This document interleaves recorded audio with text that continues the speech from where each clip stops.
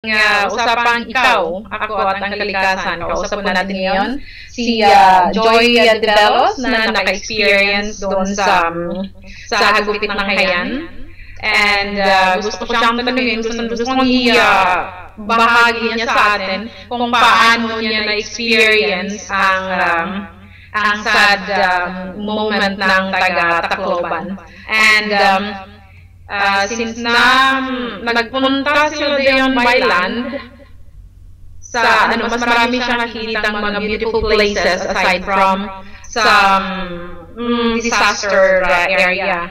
And marami siyang experience. May nakakatakot, may nakakatuwa, at saka yung parang scary moment nila nung na madilim wala man lang silang nakitang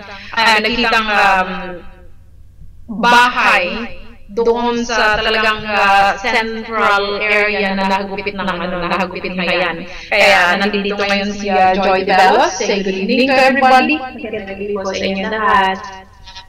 And ikwento mo ulit kasi ikwento mo kung paano kayo nakarating doon, and ilan kayo sa sasakyan, sino nag-drive. Well, tapos ganito, from Davao to the area ng the heart of the disaster location. Kaya kunting ibahagi naman sa amin. So, noong December po, after 1 month nung nangyari yung Kayan, is galing po kami ng Davao. Pumunta po kami ng Tacloban kasi bibisip po namin yung family ng husband ko is from summer.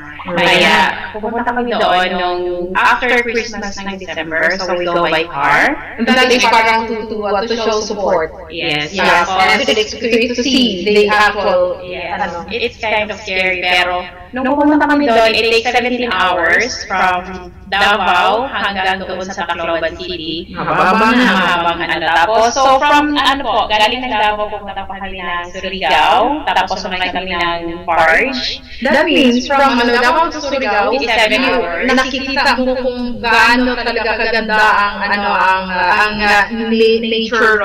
Yes. Nakikita mo from Davao to Surigao. Ang Davao kasi is, marami kasi siyang puno, tsaka yung hindi pa siya, parang virgin pa halos ang lalo na sa area ng papuntang Surigao. Yes. Kaya yung nakita namin, yung difference na galing ng Davao, Mindanao, towards Tacloban is big difference talaga. Kasi nga, yung time na yun, 1 month pa lang nung nangyari yung super typhoon. Yes. Tapos, nung pagdating namin doon sa Tacloban, gabi na. So, dumating kami ng 9 o'clock ng gabi. So, before that, may 2 hours pa kami na nag-travel na napakadilim kasi wala talaga silang kuryente.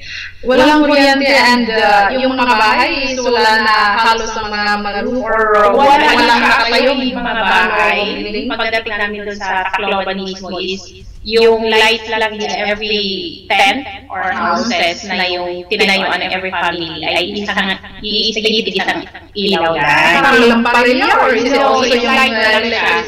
Light na lang siya talaga. Yung isang bulb each end. Kaya kailangan namin na mag-stop over or something. Kaya nung dumating kami doon, scary siya kasi yung mga tao nasa labas lang, nasa tent. Tapos, syempre, very quiet sila nga dahil sa nangyari. Tapos, nag-stop over kami doon sa isang tindahan.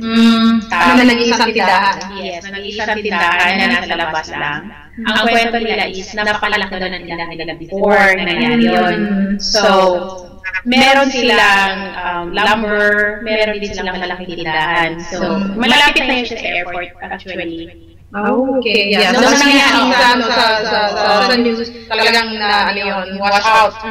Tapos, yun sa heart talaga yun ang Tacloban nangyari. Kaya, nung pagdating namin doon, nag-worry ako kasi kasama ko yung dalawang anak ko. She's only 1 year old, yung youngest ko. Yun na, lakas ng loob mo. Yes. Kahit galit kami. Tapos kasama ko yung mga anak ko, yung isa naman is 7 years old pa that time.